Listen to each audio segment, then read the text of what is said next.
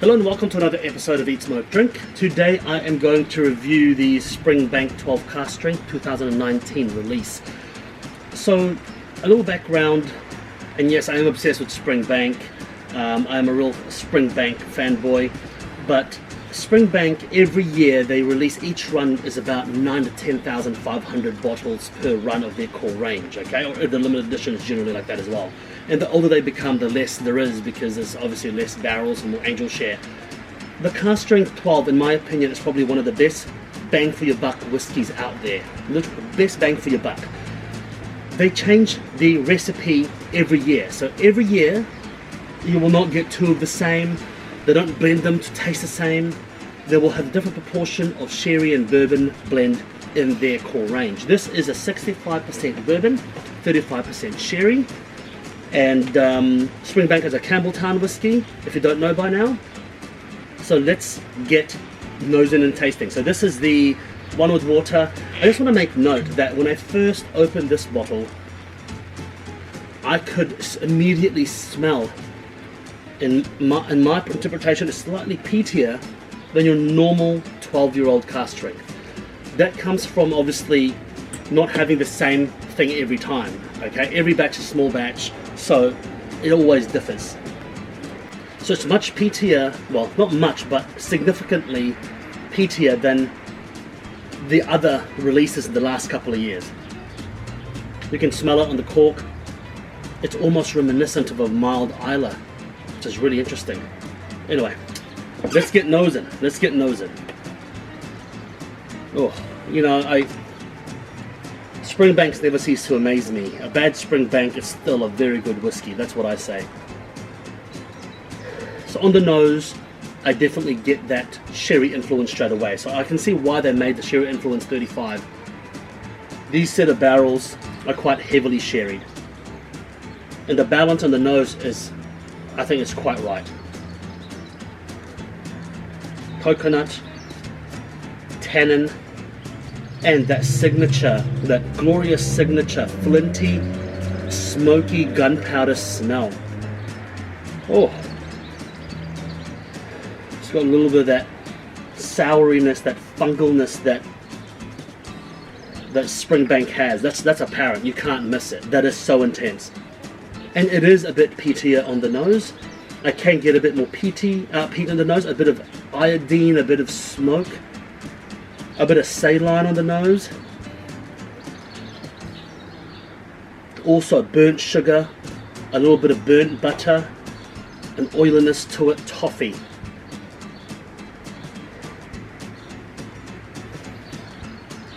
And a roasted fruit. I can't quite put my finger on it, but a roasted fruit.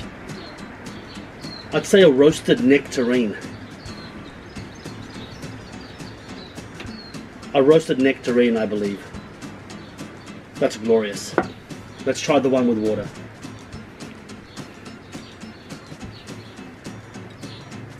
Okay, with water, the flintiness subsides, the dunnage, foostiness, the fungalness subsides. And I'm using distilled water, by the way. The sweetness comes through a bit more.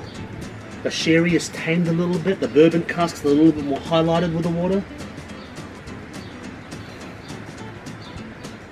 A little bit of black pepper, some molasses. Not a dramatic difference, but some of the flavors, as always, kind of comes in and out. So let's try it without water.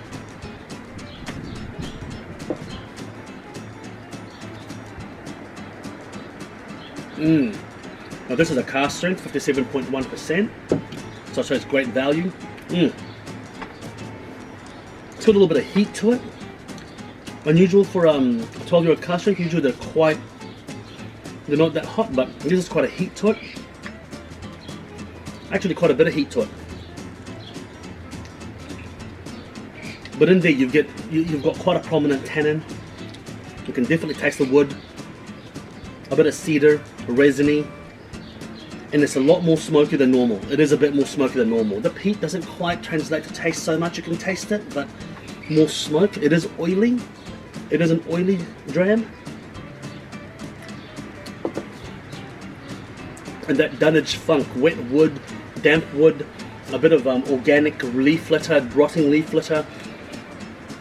You've got some of that funk coming through the back of the throat, and that's the Springbank signature. We've got a bit of smell of granite, a bit of smell of stones and granite. So that's quite an interesting smell there. Very different to last year's edition, but delicious nonetheless. And like I said, every year they've got a commonality, but also a very strong point of difference. And that's a delicious one. I'm curious to try it with water, because I would say I like it without water. So let's see.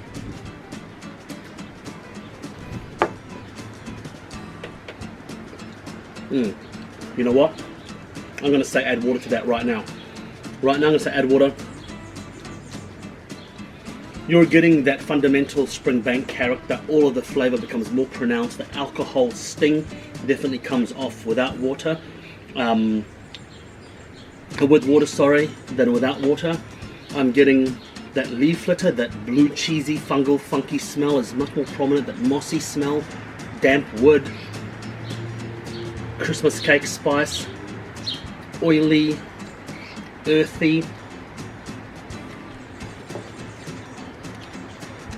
Oh yeah, that is some funky drink right there. Delicious, absolutely delicious. And it's so oily, it permeates in the mouth. The finish is long, it's very complex. It's quintessential Springbank. I mean, I'm still tasting it right now. The smoke lingers in the back of the nose, the fungalness, the fusty lingers in the back of the throat. The oil coats your mouth and it doesn't want to go away, which is a great problem to have.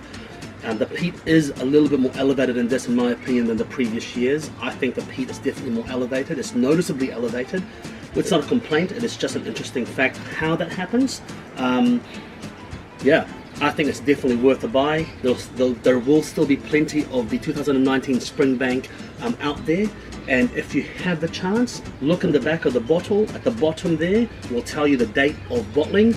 You should get yourself a 2018 and a 2019 and side by side them, so you can see what I mean by the extra peat in there that's come through. Cigar pairing, I think the Springbank 12 is quite versatile. I mean, it is quite a sweet whiskey, it's a general tone, but it has a distinct Springbankness to it. I would say something oily would be nice with this. I do like that oiliness to be quite the theme of my cigar and whiskey pairing. So I'd say something like the Liga Provida range, an Añejo Arturo Fuente, an Undercrown even, or maybe those new Shady X Undercrowns would be quite good with this whiskey, would be very delicious. Thank you very much for joining me today, and let me know, what are your thoughts on the 2019? Am I imagining things? Am I thinking it's PT but it's not? Because I'm not the only one. When I took it to a tasting, that's why there's not much left, they did say it is a bit more PT as well. Until next time, make sure you eat, smoke, drink. Hail to Springbank.